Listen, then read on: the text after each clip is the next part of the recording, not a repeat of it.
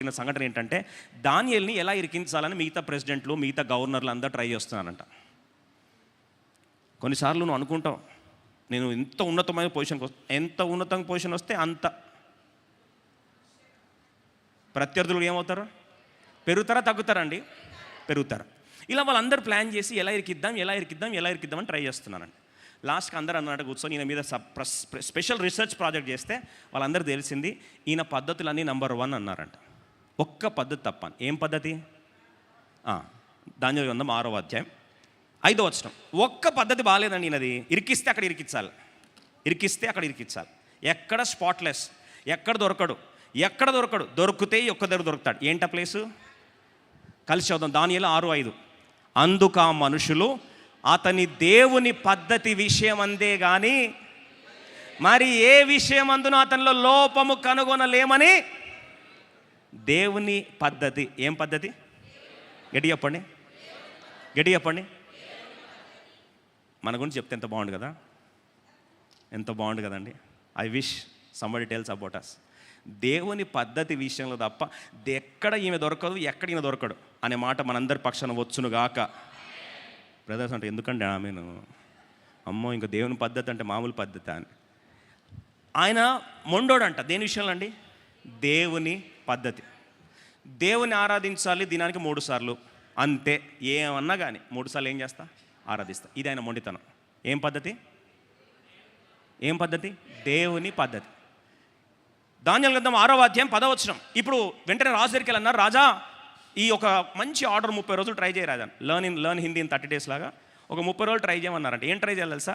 రాజా నీకు తప్ప, దర్యావేష్ రాజా నీకు తప్ప ఎవరు ఏ కష్టాలు వచ్చినా, ఏ బాధలు వచ్చినా, ప్రార్థన మనలు వచ్చినా, ఏమైనా నువ్వే దేవుడు నీకు తప్ప ఎవరు ప్రార్థన చేయొద్దంటే ఈయన అన్నాడు. వింటుంటే బాగుంది, చల్లగా ఉందని. ఎవరన్నారండి? దర్యావేష్. వింటుంటే సౌండింగ్ చాలా బాగుందని. మరి ఏం చేద్దామంటారు అన్నాడు. ఏం చేద్దాం? Very simple. ఎవరైనా సరే నీకు తప్ప ఇంకెవరికైనా ప్రేయర్ చేసినా, ఇంకెవరికైనా మొక్కినా, కష్టాలు పోయి ఇంకైనా చెప్పుకున్నా వాళ్ళని తీసుకెళ్ళి సింహపు అగ్నిగుండం కాదండి, సింహపు బోన్లో వేసేయాలి రాజా అన్నాడు. అంటే ఓకే అన్నాడు. కొన్నిసార్లు మనిషిని ఫస్ట్ నీకు ఏదైనా రిక్వెస్ట్ కావాలంటే కొంతమంది వచ్చి ఏం చేస్తారు? నీ అంత చక్కదనల చుక్క ఎవ్వరు లేరు అక్క అంటే బాగుంది, సౌండింగ్ చాలా బాగుంది. అన్నా అపర భగీరథు నువ్వే అన్నా, నీకు మించినోడు లేడన్నా, అసలు శత్రువులను కూడా నువ్వు ప్రేమించే ప్రేమ యేసు ప్రభు కంటే నీదే ఎక్కువ అన్నా అంటే మన అబ్బాయి ఎంత బాగుంది. అందరు తిట్టేటోళ్ళు ఉన్నాయి, ఒక్కడు మంచి పోడుతున్నాడు అని. దాని తర్వాత ఉంటుంది రిక్వెస్ట్. వాళ్ళు వచ్చి అన్నారు నువ్వే దేవుడు అనేసరికి బాగుందని చెప్పి ఏం చేస్తున్నారు అర్థం కాదు. కళ్ళని ఏమైనా అంట మైకం వచ్చి కళ్ళు కప్పేసి ఇప్పుడు లాస్ట్కి ఏం చేశారు? ఆయనతో సంతకం పెట్టించారు. ఆయనే స్వయాన సంతకం పెట్టాడు. ఆర్డర్ పాస్ అయిపోయింది. ఈ ఆర్డర్ పాస్ అయిన తర్వాత 10వ వచనం చదువుదాం. ఇట్టి శాసనము సంతకము చేయబడిన దానియేలు తెలుసుకొని అతడు తన ఇంటికి వెళ్ళి యథాప్రకారముగా అనుదినము ముమ్మారు మోకాళ్ళుని తన ఇంటి పైగది కిటికీలు యెరూషలేము తట్టునకు తెరవబడి ఉండగా తన దేవుని ప్రార్థన చేయొచ్చు, ఆయనను స్తుతించుచు వచ్చెను. He was giving thanks before his God as he did every time. ప్రతిరోజు చేసినట్లే దినమునకు 3 సార్లు దేవునికి కృతజ్ఞతాస్తుతులు చెల్లిస్తాను. ఏం చెల్లిస్తున్నాడు? దగ్గర చెప్పండి. రూల్ తెలిసి చేశాడా, తెలియక చేశాడా? తెలిసి చేశాడు. అది point. Your honour, note your point. తెలిసి కూడా చేశాడు. అంటే ఆయన ధైర్యం ఏం తెలుసా?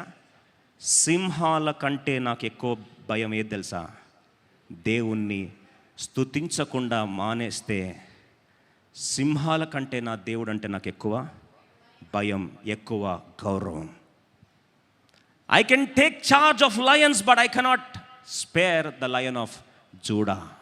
యూదా గోత్రపు కొదమ సింహానికి ఇచ్చే గౌరవం ముందు మిగతా సింహాలు ఏరుకోవడం నా పెద్ద కష్టమేమీ కాదు. I don't care. యథావిధిగా ఆరాధిస్తున్నాడు, ముమ్మారు స్తుతిస్తున్నాడు. ఇప్పుడు 11వ వచనం. ఆ మనుషులు గుంపు కూడి వచ్చి దానియేలు తన దేవునికి ప్రార్థన చేయుటయు ఆయనను బతిమాలు కొనుటయు చూచి కిటికీ తెరిచాడు, యెరూషలేము వైపు కిటికీ తెరిచాడు. ప్రియ సోదరి సోదరా, శాసనాలు అడ్డుగా ఉన్నాయి, పరిస్థితులు అడ్డుగా ఉన్నాయి, శత్రులు అడ్డుగా ఉన్నారు, రాజ్యము అడ్డుగా ఉంది, ప్రాణాలే అడ్డుగా ఉన్నాయి, మరణం అడ్డుగా ఉంది, తన తీర్పు అడ్డుగా ఉంది, ప్రపంచంలో ఒక్క మాట చెప్పాలంటే అన్నీ అడ్డుగా ఉంది. కానీ తన కిటికీలు మాత్రం యెరూషలేము వైపు తెరుస్తున్నాయి. ఈరోజు అడుగుతున్న ప్రియ సోదరుడా, పరిస్థితులు వస్తే యెరూషలేము వైపు తలుపులు మూస్తున్నావా, తెరుస్తున్నావా?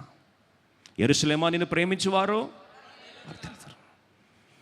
దేవుని మందిరం వైపు తలుపులు తెరిచాడు. ఎవరేమనుకున్నా సరే, పరిస్థితులు వ్యతిరేకంగా ఉన్నా సరే, ప్రాణాలు పోతున్నా సరే, స్తుతించుట మానను, యెరూషలేము వైపు తలుపులు తెరచుట మానను.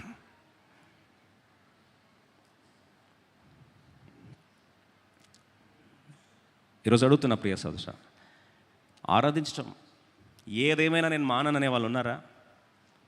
ఉంటే చేస్తారు ఒకసారి. దేవుడు దీవించును గాక. పరిస్థితులు ఏమైనా యెరూషలేము వైపు చూపు చూడడం మానను. యెరూషలేము అంటే దేవుని మందిరం మానను అనేవాళ్ళు చేస్తాడు. సరే, క్వశ్చన్ అడుగుతా, ఎన్ని సండేలైనాయి? ఈరోజుతో 52. 100% అటెండెన్స్ ఉన్న వాళ్ళు చేస్తాడు. అమ్మో, నిజంగానా? మళ్ళీ ఒకసారి చూడాలందండి నా కళ్ళు. ఫోటోలు తిప్పండి అన్నమాట, కొద్ది తిప్పండి. కెమెరా డ్రోన్ లేపండి కొద్దిగా. నిజంగానా? అమ్మో, ఏంది 100 కొద్ది ఉన్నారు? 52 అంటే అన్ని సండేస్ అండి? రియల్లీ? లైవ్లో చూడడం కాదు, నిజంగానా అండి? దేవుడు దానియేలు దీవించును గాక. యెరూషలేమా నిన్ను ప్రేమించిన వర్ధిల్లుదురు అన్న మాట నెరవేర్చబడును గాక. గట్టి చప్పలు కొడతాం. అమ్మో, 100 out of 100. గ్రేట్. దేవుడు నిజముగా నూరంతలుగా దేవుడు మేము దీవించును గాక. ఇప్పుడు నెక్స్ట్ క్వశ్చన్, 3 సర్వీసులు వద్దులేండి, తర్వాత అడుగుదాం. రేపు ఉంది కదా 31st నైట్ అడుగుదాం అట్లాంటి క్వశ్చన్. ఈరోజు మళ్ళీ అన్నీ ఒకే రోజు క్వశ్చన్లు అడిగితే మంచిది కాదు, కానీ మనం 31st నైట్ అడుగుదాం. 3 సర్వీసులు ఎవరు ఉన్నారని. సరే, ఎందుకంటే సర్వీస్ బట్టేస్తే ఇంటూ 3 కదా, 52 into 3, అప్పుడు నంబర్ కౌంట్ వేరే వస్తుంది కదా. సరే, నంబర్ లెక్కల తర్వాత చూద్దాం. దినమునకు 3 సర్వీసులు. దినమునకు ముమ్మారు ఏం చేస్తున్నాడు? ప్రార్థన చేస్తున్నాడు. ఇప్పుడు దినమునకు ముమ్మారు ప్రార్థన చేస్తున్నప్పుడు ఒక్క పూట కూడా మానలేదంట. ఒక్క పూట మానలేదు. మళ్ళీ ఎలా ప్రార్థన చేస్తున్నాడు? మోకాలుండి ప్రార్థన చేస్తాడు. ఒకసారి చేస్తారా? ప్రతి సండే వచ్చినామని వాళ్ళు చేతండి ఒకసారి. అట్లా ఎత్తిపెట్టండి. ఇంకా కొద్ది పైకి. దేవుడు దీవించును గాక. వందలాదిగా ఉన్నారు. నా ఎక్స్పెక్టేషన్ అంతా మీరు అమాంతం పెంచేశారు. కనుక 2-3 ఎత్తారేమో చేతులు అనుకున్నాను. I don't expect. God bless you once again. మనస్ఫూర్తిగా సేవకునిగా దేవుడు మిమ్మల్ని దీవించును గాక.